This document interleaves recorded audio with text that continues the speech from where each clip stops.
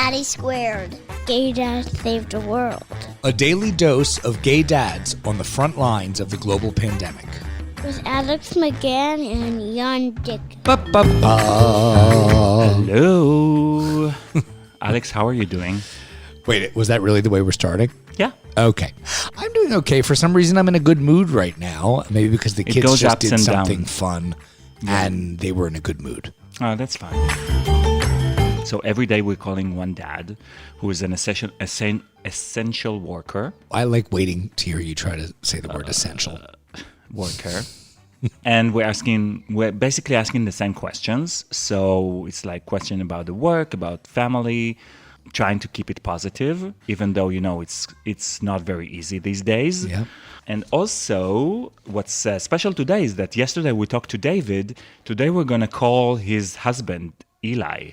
So his husband is an oncologist in New York City. Well, obviously. It's quite a couple. I mean, yeah, it's a power couple. It's totally a power couple, yeah. So we're going to call him in a minute. But before that, Alex, do you have something to share with us? Something nice? Yeah, there is actually one.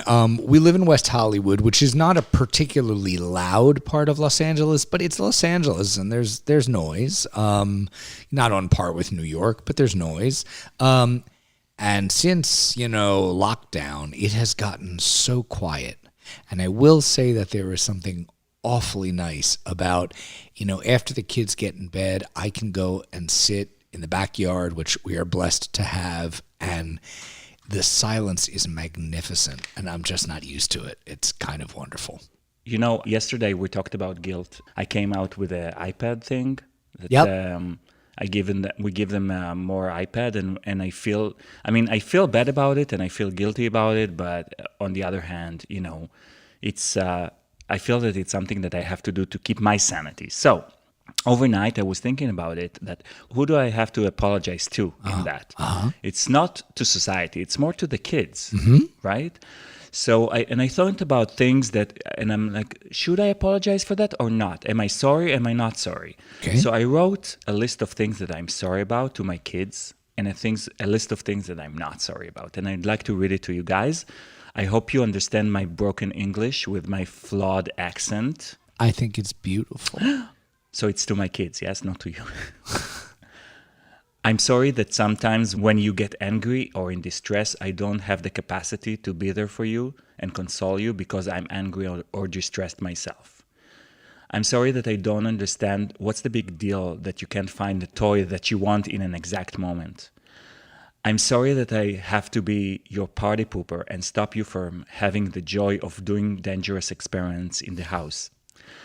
I'm sorry that I get impatient sometimes and I don't consider your opinions.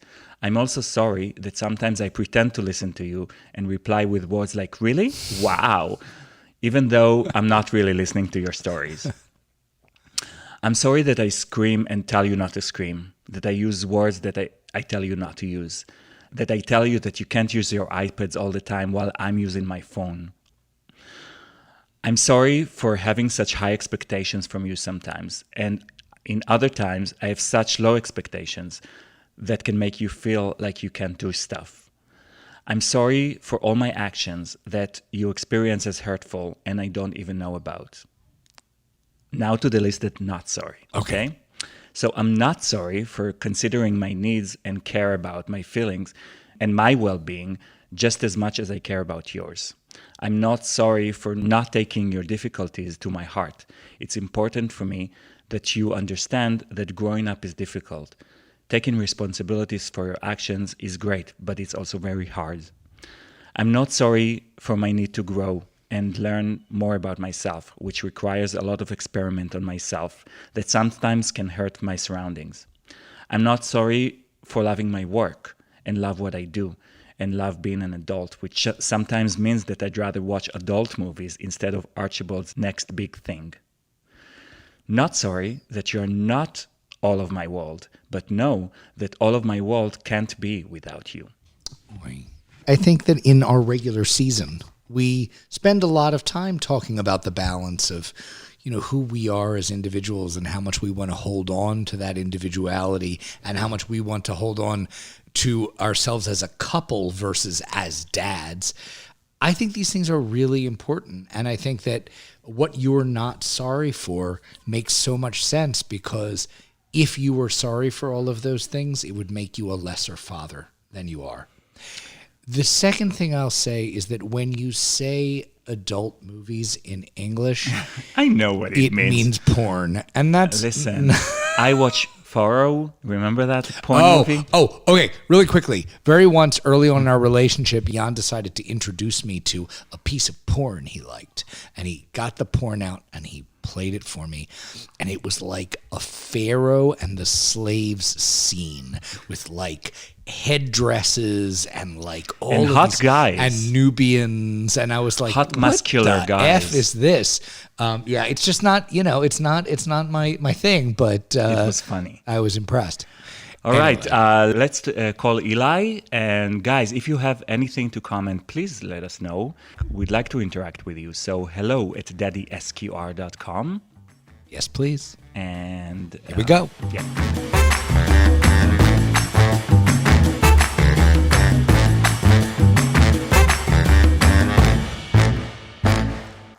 Eli, hi. How are you guys? We're okay. We're good. So yesterday we talked with your husband, and we now want to hear your side of the story. So first of all, let us know, just in general, what kind of work do you do, and how did it change since the pandemic? So I'm a physician, and I'm a what's called a neuro-oncologist. So I treat brain tumors. And I specialize in a rare blood disorder. So I do research and I treat patients with this rare blood cancer. That has been, altered quite a bit, although not because I'm sort of directly taking care of COVID patients. Just lots of different elements of medical practice have been very disrupted by the pandemic.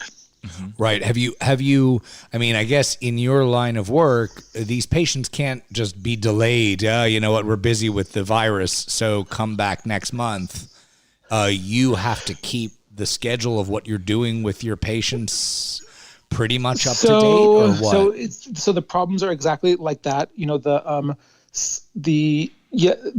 lot of these cancers will not wait, yet nonetheless, sometimes they are, because patients are frail, and it could be possible that they really shouldn't continue treatment at this time, or they don't want to. They're too afraid. Right. And even if people are continuing treatment, they may not want to go to the hospital to get a scan, or if they're having a symptom of concern, they don't want to go to the doctor. So. Things may be getting worse and they don't want to go to the hospital. So sometimes problems that could have been small end up very big. Right. And treatments are, continuing, but there are complications where they're halted, and it's kind of the whole spectrum.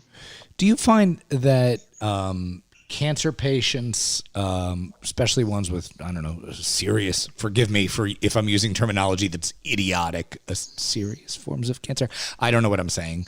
Do you find that they have a different perspective on this virus situation than a normally healthy person would? Do they look at the world with a different perspective? What has been your experience with them? So my patients who are these people who have had a rare cancer for quite some time, and it took them a long time to be diagnosed and a long time to arrive at treatment, they are very, very fearful of anything that could rock the boat of their health.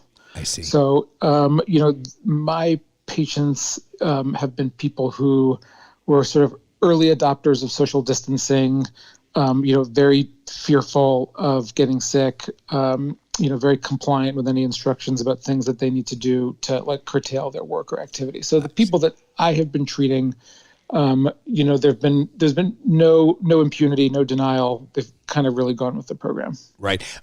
So I guess what I was aiming at was, this kind of idea that some people might have. I've spoken to some very old people who have said, kind of shrugged and said in an incredibly New Yorky Jewy kind of way, well, you know what? I'm old. At some point, I'm going to go anyway. Have you felt like there's been any of that has come from patients who have, had their lives very much in danger for some extended period of time? No, in my experience, for cancer patients, the virus has not sort of been engaged with kind of like a nihilism that you sort of seem to be describing. Not for me, at least. Okay. All right. David told us that you were tested positive. So did it happen Yes. through work? What's the story there? I had a couple days where I wasn't feeling entirely well in a very non-specific way. I felt a little off and I felt kind of anxious, and I must have had enough of a premonition that I canceled my day of patients, which I almost never do. Right. I actually ended up feeling completely fine for a couple of days, and then I was sitting at home watching TV late at night, and I found myself piled under 3 blankets. Oh. And David came into the room and he said, "What is going on in here?" And I said, "What are you talking about? It's freezing in here." And he said, he said, "It is not cold at all in here." And so I took my temperature and I had a fever, and I was out the door within about 3 minutes. I just packed the essentials, and which to me was, underwear, a toothbrush, and a bottle of wine, and I was out the door. So fortunately, I think it spared the rest of the household from getting it. And that's actually curious to me. So you say you think it did. Your family does not end up doing testing because you were in the same house with them and you tested positive? How does that work? No. I mean, I think that, my illness was bothersome and a nuisance, but it was not severe. And if I were not a physician who, was going to be treating patients in the hospital a couple weeks later, I think as a physician, I wouldn't have been tested even as the sick person, let alone the sort of primary, secondary contacts of a positive person. If you were testing everyone like that, you'd be testing everyone in the city. So that's just not how it has panned out. So what did you do for 2 weeks? So I saw only pixelated faces for 2 weeks. I did not see other humans. I was. Did you see patients that way? But no, I did not. I did some televisits because one of the upshots of the pandemic has been sort of various kinds of remote medicine getting up and running. So of the 14 days I was in quarantine, I was only sick for 3. Right. Okay. And the rest of it, I was just bouncing off the walls. So I got a fair amount of work done, and I did a good amount of patient care. I have a somewhat limited amount of patient care anyway, because I'm mainly research, but I saw patients, quote unquote, by FaceTime and telephone, kind of as I normally would now in the new normal. Got it. Right. And how about your kids? What form of interaction did you have with your kids during that period? Screaming through the door or? No. I was, David's parents have an apartment in our neighborhood that they have not been using. So I was there and I saw the kids for FaceTime 2 or 3 times a day. And that was it. I see. Okay. Tell us 3 positive things that came out during this time for you. Not the quarantine, like in general. 3 positive things out of this whole pandemic. We're looking for silver linings. Yes. I think that while there have been many, many challenges to parenting at this time, there have been occasional. I don't want to say tons, but there have been some very cherished, tender moments that come with the kids that really only happen when you spend sort of prolonged, uninterrupted time. And that prolonged, uninterrupted time is very difficult, but it has dividends from time to time. And so there have been those, and those are those moments that you wouldn't trade in for anything. So there's that. Okay. From a work standpoint, things have been very disrupted, but there have been moments when I've been able to sort of stop being distracted and upset, that I've had probably more concerted free time to think and write and do my thing than I have normally. Right. And on a totally separate level, it's been warming to see some of the kind of virtual community type events that have happened that have sort of kept people together. I'm thinking about sort of musical events, DJs playing sets online, sort of things that have come about for people to have joy and feel together. Totally. And I agree. Sometimes these things are absolutely magical. And so when was the last time that you laughed about something? A real good one. A real good one.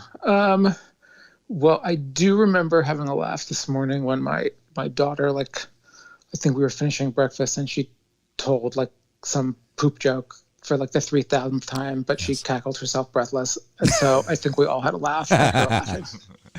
All right, listen, the last question is intended to shame you, and it goes like this. What meal have you been the most ashamed of during the last week?